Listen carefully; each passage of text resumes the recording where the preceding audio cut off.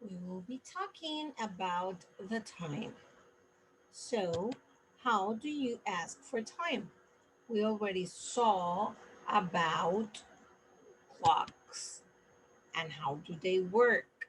But do you know how to ask somebody for the time or to answer to a question about the time? That's what we're going to be checking now.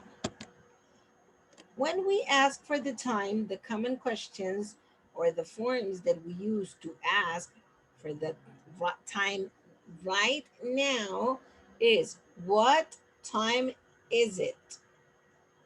Or you can also ask what is the time? A more polite way to ask for the time, especially if you're asking to somebody out in the street whom is a stranger, is could you tell me the time, please? So, to a question like that, you should give the time also right.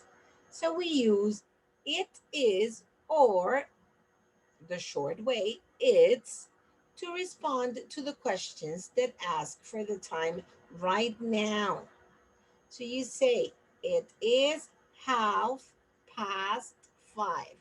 So half past five, it's 5:30. But we use the structure at plus the correct time when we're giving the time of a specific event. Perhaps they ask you, the bus arrives at midday. Or these, if they ask you, at what time does the class start? And you will say, the class starts at 7:30 in the morning.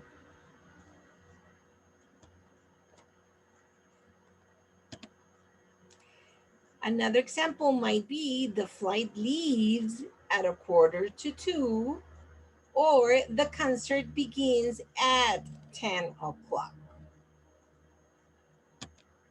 So, two common ways of telling the time, as you may recall from the other class, is by saying the hour first and then the minutes, like this. We say first the six and then the minutes, so it's 6:25. Or by saying the minutes first and then the hour.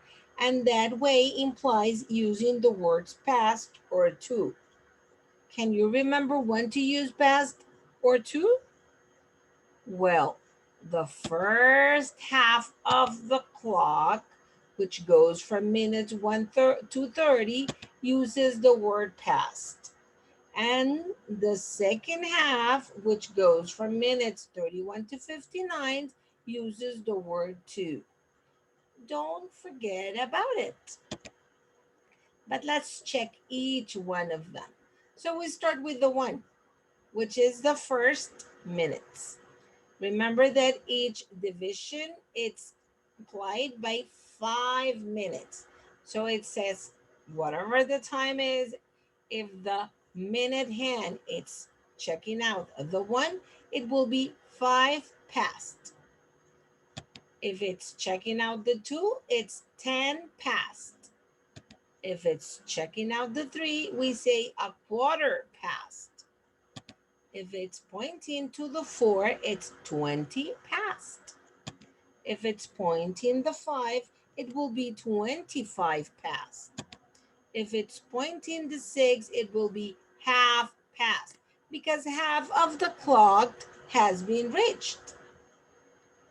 You can see there, the blue green part shows half, exactly the half of the sphere. And then you move on. Remember that in the since the 6 on until the 12th, we will be counting the minutes left to reach the next hour. So that will be the minutes up to 12, and then we will be talking about the next hour. That is the 7. If the minute hand is pointing the 7, it will be 25 to. If the minute hand is pointing the 8, it will be 22. If the minute hand is pointing the 9, it will be a quarter to. If the minute hand is pointing the 10, it will be a 10 to. That's easy to remember. And then if the minute hand is pointing the 11, it will be 5 to. So it's pointing the 12, it will be o'clock. So can you see that it's the opposite? We see 5 past, 5 to. 10 past, the opposite number is 10 to. A quarter past, and the opposite number is a quarter to. 20 past, and the opposite number is 22.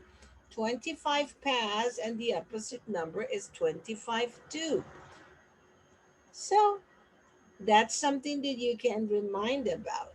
But if you ever get confused, just keep counting. You add 5 minutes in the first half of the clock.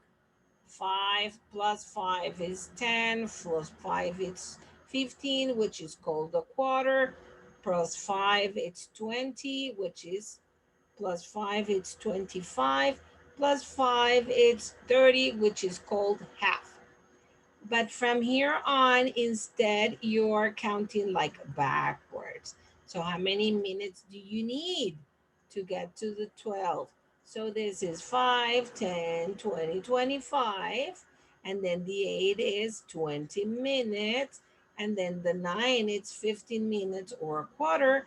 The 10 is 10 minutes to reach the 12. And the 11 is 5 minutes to reach the 12.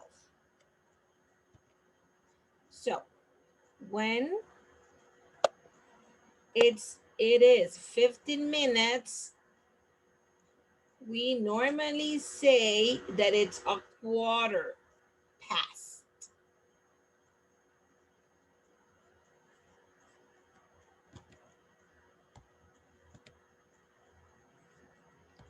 When we say, so when the minute hand is pointing to the 3, it will be 15 minutes that has passed, and it will be said a quarter past to the number closest to the hour hand. So it will be a quarter past 7.